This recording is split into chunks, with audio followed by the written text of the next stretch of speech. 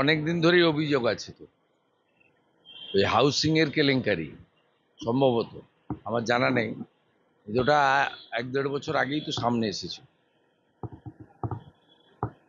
রাজ্যে একাধিক জায়গায় শুটআউটের ঘটনা ঘটছে। মালদায় তৃণমূল নেতাকে খুনের সাক্ষী মেটাতে বা তৃণমূল কর্মীকে খুনের চেষ্টা।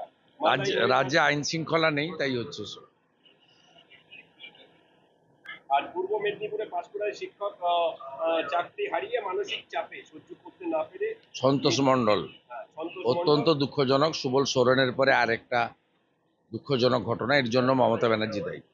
আমি কালকে দেখছিলাম শিক্ষামন্ত্রী এই এসএসসির সুপ্রিম কোর্টের নির্দেশে 9 বছর পরে যে পরীক্ষা হলো তার ক্রেডিট মুখ্যমন্ত্রীকে দিচ্ছিলেন। তা ক্রেডিট যদি দেন 2016 সালে তো এই মুখ্যমন্ত্রী ছিল, ডিসক্রেডিটটাও তো তাকে দিতে হবে। ঝাড়খণ্ডে যে আবারও বাঙালি শ্রমিক সন্দেশখালীর শ্রমিক আক্রান্ত হয়েছে, খোঁজ নিয়ে দেখব। সব অধিকাংশই ভুয়া প্রচার। যেমন হরিয়ানা সরকার প্রেস রিলিজ করেছে, আমরা গভর্নরের কাছ থেকে পেয়েছি যে 1000 জন মতো বাংলাভাষীকে তারা তুলেছিল আলোচনা, মানে তদন্ত করার জন্য। তার মধ্যে 915 জন বাংলাদেশি বেরিয়েছে, বাংলাদেশি মুসলিম যারা অনুপ্রবেশকারী। অতএব এই বিষয়ে খোঁজ নিতে হবে। আর অনেক সময় এ রাজ্যের পুলিশও অনেককে ডিটেন্ড করে জিজ্ঞাসাবাদের জন্য। তার মানে এই নয় যে তাকে মামলা দিয়ে কোর্টে ফরওয়ার্ড করা বা তার উপর অত্যাচার করা। এটা আমাদের আগে সিআরপিসি আইপিসিতে প্রভিজান ছিল, এখন বিএনএসএ প্রভিজান আছে। সব হইচই করে লাভ নেই। যারা রবীন্দ্রনাথ ঠাকুরের ছবি পোড়ায় তারা আর যাই হোক বাংলা বাঙালির রক্ষক নয়।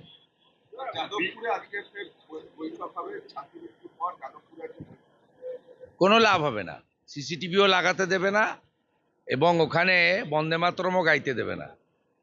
যাদবপুরে আলট্রা লেফট যারা যারা গোমতী থেকে গোদাবরী আলাদা দেশ চায়, সংবিধান মানে না, অর্থাৎ পরিষ্কার কথা মাকু যাদের বলা হয়, যারা হেরোইন চরস গাঁজার আখড়া করেছে ওখানে, এরা ওখানে আমাদের ইউজিসি বা আমাদের যে শিক্ষা ব্যবস্থা তার যে অন্যান্য বিশ্ববিদ্যালয়ের যে পরিবেশ সেটা তৈরি করতে দেয় না।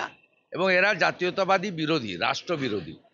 এবং মমতা বন্দ্যোপাধ্যায় এদেরকে লালিত পালিত করেন। তার কারণ হচ্ছে এরা ভোটের সময় নো ভোট টু মোদি বলে, তার লাভ মমতা ব্যানার্জি পান।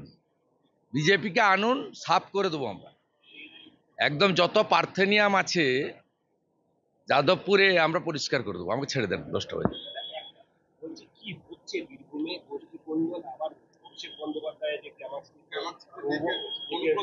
আমি এসবে ইন্টারেস্টেড নই, আমরা ওদের হারাবো। प्रधानमंत्री ने कहा डेवलप के मुद्दे में का एक ही मंत्र है, नागरिक देवो भव। असम में कहा नहीं, ये तो उन्होंने साबित कर दिया ना। देश की इकोनॉमी क्या है आज हालत। 2014 में 12th प्लेस था, अभी तो 4th प्लेस में चल रहा है। कुछ दिन के अंदर हमारी देश 3rd प्लेस में आ जाएगा इकोनॉमिकली। हमारी जो सामरिक शक्ति में हम लोग तो साबित कर दिया। 100 किलोमीटर अंदर घुस के एयरफोर्स ने मासूद अजहर को पूरा उनका फैमिली को नाम निशान मिटा दिया। हर क्षेत्र में मोदी जी का लीडरशिप में देश आगे बढ़ रहा है। पूरा वर्ल्ड ने मोदी जी का योगा को एक्सेप्ट किया। स्वच्छ भारत मिशन की अंदर 14 करोड़ हमारा जो बाथरूम बनाया है मोदी जी, 15 करोड़ लोग को ये आपका आवास से लेकर दूसरा जो बेनिफिट है सब सीधा मिल रहा है। आयुष्मान भारत मिल रहा है 50 करोड़ लोग को। उन्होंने साबित कर दिया किस तरीके से डायरेक्ट बेनिफिट ट्रांसफर के द्वारा सीधा जनता का पास देश का सोशल कार्यक्रम भेजना चाहिए। वो तो मोदी जी ने साबित कर दिया। इसलिए पिछले 1 साल में जितना भी चुनाव हुआ है, खास करके लोकसभा चुनाव का बाद, सब में एनडीए और भारतीय जनता पार्टी का विजय हुआ है। हरियाणा से लेकर महाराष्ट्र से लेकर खासकर 27 साल बाद दिल्ली में भी साबित हो गया। मोदी है तो मुमकिन है।